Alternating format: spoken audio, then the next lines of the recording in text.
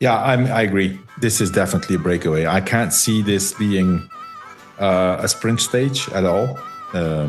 Sprinters, I think, first of all, they're super tired. They can't make it over. I mean, this is hard terrain. If you look, Spencer, it's 184 kilometers. It's almost 3,000 meters of elevation. So it's hard. Breakaway, for sure. I also can't, it's not a GC day because the climbs are not hard enough to create any separation between the top 10, top 5, top 10. So breakaway. And I think also that there's a lot of riders in this peloton who have been waiting for this day now in the last few mountain stages. Hi, I'm Spencer Martin, along with Johan Bruyneel, and this is Outcomes. Outcomes is for informational and entertainment purposes only. Nothing in this podcast should be considered financial advice. Please gamble responsibly, and if you or someone you know has a gambling problem, seek help from a professional resource. Hosts and guests may have financial interest in the bets discussed. Past performance does not guarantee future results. Everybody, welcome back to Outcomes. I'm Spencer Martin. I'm here with Johan Bruyneel. We are predicting and previewing Stage 20 of the Tour de France, 184 kilometers, kind of a long stage, 4 categorized climbs. Probably a breakaway day, but I will list off the favorites from oddschecker.com because they give you the best price. And if you want to bet and you don't know how to, remember, we have a partner, NextBets. Just go to nxtbets.com/bet-outcomes and they'll show you where you can bet where you live and the best deals on each book and sign-up bonuses. So make sure you check out nxtbets.com/bet-outcomes. But Johan, the favorite, this is interesting to me. Quinn Simmons plus 1,000, Wout van Aert plus 1,200, Victor Campenaerts plus 1,800, Ben Healy plus 2,100, Julian Alaphilippe plus 2,400, Jonathan Narvaez plus 2,400. It goes on and on. We'll call them out when we need to, but clearly the market thinks this is a breakaway day. What do you think? Yeah, I agree. This is definitely a breakaway. I can't see this being a sprint stage at all. Sprinters, I think, first of all, they're super tired. They can't make it over. I mean, this is hard terrain. If you look, Spencer, it's 184 kilometers. It's almost 3,000 meters of elevation. So it's hard. Breakaway, for sure. I also can't, it's not a GC day because the climbs are not hard enough to create any separation between the top 10, top 5, top 10. So breakaway. And I think also that there's a lot of riders in this peloton who have been waiting for this day now in the last few mountain stages. I'm going to go with Wout van Aert to win the stage for several reasons. First of all, because it's Wout van Aert. We need to keep considering him as a huge engine. I think he's in good enough shape. This is definitely not the best Wout van Aert we've seen compared to other tours, but and also because Visma kind of would be nice if they get another stage. You know, I mean, the GC is over. There's nothing else they can do. And I think Wout van Aert, for example, and also he's going to have help tomorrow.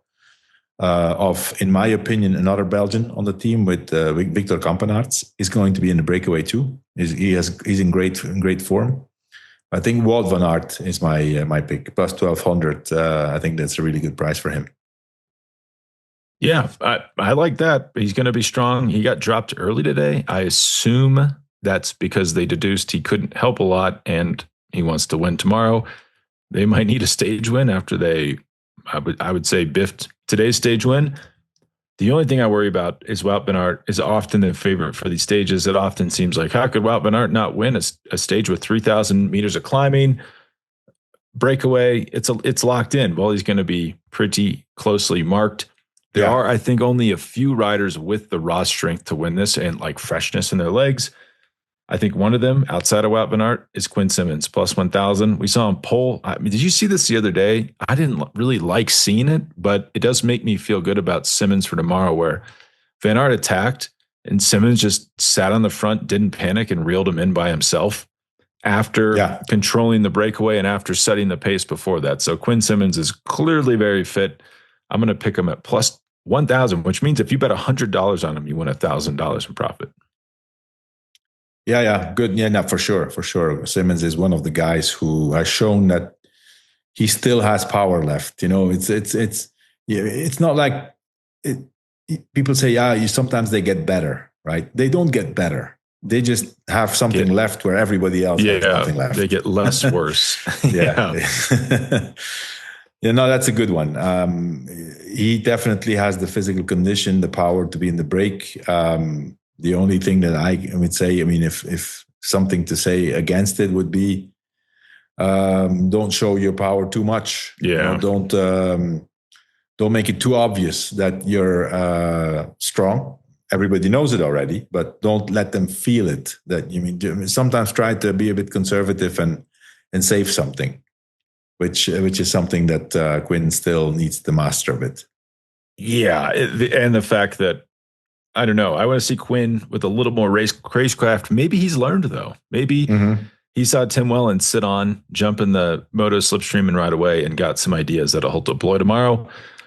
But let's take a quick ad break, and then on the other side, we'll get your wild card for the stage win. And as people know, since you got the wild card right today with Thymen Arnsman, they definitely want to stick around to hear that. All right, Johan, we are back. Who is your wild card? And wild cards are important for this stage because, some days we talk about like heavily weight the favorite and put a little bit on the wild card. Today is like borderline close to 50-50 for your units for your wild card versus your favorite. Times the person that's less watched will win. So really important day for the wild card. Who do you think could win? That's not the favorites. Yeah. I mean, one guy I saw the last few days, but in particular today, was impressive to me on which is not his terrain, and that's why I'm going to pick it as my wild card. It's also because he's priced really well. Is Frank van den Broek from Picnic Post NL. He's plus 5,000, and he's a strong rider. He basically helped Romain Bardet win stage 1 last year in the Tour, but today he was there for Oscar only till very, very deep in the final. And in order to do that, he didn't come from a breakaway, so he was there hanging with the strong guys. In order to be there, you have to be in good form. Yeah, I did notice that as well. Like he was there until pretty late in the stage. I mean, also last year, stage 1 at the Tour, like you have to have such a big engine to do what he did with Bardet.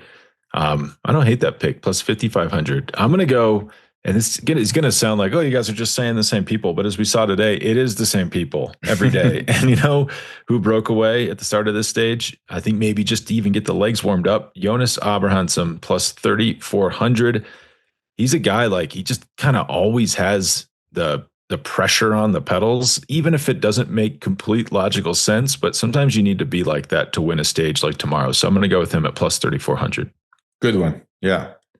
And it's a terrain for him, I mean, he when he goes at the end, man, I mean, don't give him 10, 20 meters or he's gone from the breakaway then. Right. And he also has a sprint, which is an advantage for a stage like this. If they go, let's say I can envision that there's going to be a breakaway of like 15, 20 riders.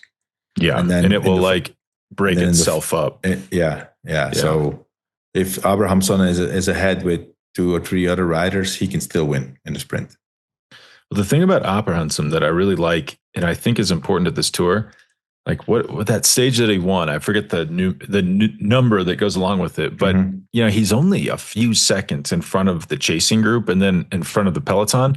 And instead of being discouraged, he just like keeps on it. Yeah.